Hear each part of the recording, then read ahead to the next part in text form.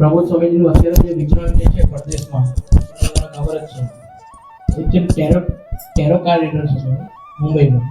ગિરીશભાઈ કાચલિયા ભગત છે, એના wife ટેરો car reader છે. ટેરો કાર જેને ખબર હશે ને ખ્યાલ હશે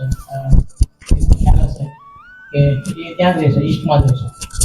એના વાઇફ ટેરો કાર રીડર છે ને. ટેરો કાર રીડર એવું કે પાના ખોલીને તમારી જન્મ તારીખના હિસાબથી તમારી કુંડલી કહી કે તમે આગળ શું કરવાના છો, આગળ તમે શું કરશો. એના પાસે બધા ફિલ્મ એક્ટર્સ લોકો આવે એનું જોડાવા માટે. એના વાઇફ જે છે એ સત્સંગી નથી. ગિરીશભાઈ છે એ અમરીશ છે. એટલે આપણું જ્યારે ચાલતું હતું ને એ ટાઈમમાં થોડા ટાઈમ પછી આ લોકોએ એમના વાઇફને ગિરીશભાઈના ઘરે બધા આપણા અમરીશ ભક્તો ગયા અને પછી બેઠા હતા અને આનંદ કરતા હતા, ભાઈ તમે ટેરો કાર્ડ રીડર છો તો તમે કામ કરો ને કે અમારા પ્રબોધ સ્વામીજીનું કઈ હવે તમે કાર્ડ તમે જો જન્મ તારીખ આ છે ને આ બધું તમે જરાક એનું કહો ને શું થશે આગળનું, કોણ આવશે ને શું થશે. એટલે ટેરો કાર્ડ જોયા કોઈના. પછી કીધું કે 2 વર્ષ તમારા પાસે છે. આ એના શબ્દો છે અને એનું રેકોર્ડિંગ પણ મારા પાસે છે. ગિરીશભાઈ કાચલિયાનું રેકોર્ડિંગ પ્રવચન એમને સભામાં વાત કરી હતી. હું ત્યાં હતો ત્યારે પ્રેમ પણ ત્યાં જ હતો અને એમણે કીધું કે તમારા પાસે 2 વર્ષ છે. આ પ્રબોધ સ્વામીજીનું સેવન તમારે જેટલું કરવું એટલે તમે કરી લ્યો.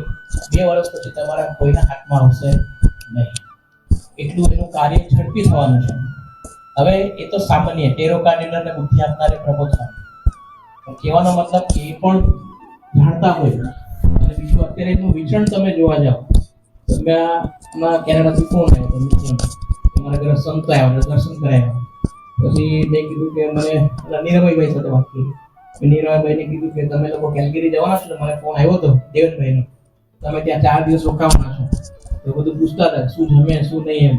મને કે 4 દિવસ? મેં કીધું હા. કે બને જ નહીં કે દર 2 દિવસે એક સ્ટેટ ચેન્જ કરે. દર 2 દિવસે એક સ્ટેટ ચેન્જ કરે. વિચાર કરો, દર 2 દિવસે કેલગરી ને વિનિપેગ ને અહીં અંતર 2 દિવસોમાં કોણ ભરે? આટલું બધું વિચરણ કરવાનું.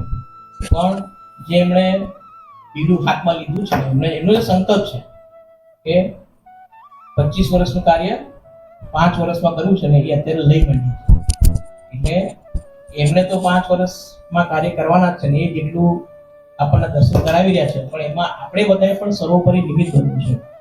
આપણે બધાએ પણ હોમાઈ જવું છે. તો આપણે કઈ રીતે હોમાઈ શકીએ, કઈ રીતે નિમિત્ત બની શકીએ? તન મન ધન જે રીતે કેવી રીતે આપણે હોમાઈ જવું છે. આપણે બાકી ન રહી અને અમારું રહી ન જાય એના માટે આજે આપણે સંતોને પ્રાર્થના કરીએ કે અમને સરસ એવી ગોષ્ઠી કરે. ગુરુ પૂર્ણિમાના દિવસો છે. ગુરુનો મહિમા કેવો હોવો જોઈએ અમારા અંતરના વિશે એનું પણ આપણે એક માર્ગદર્શન આપે અને અમે સરસ એવી ગુરુ પૂર્ણિમા ઉજવી શકીએ.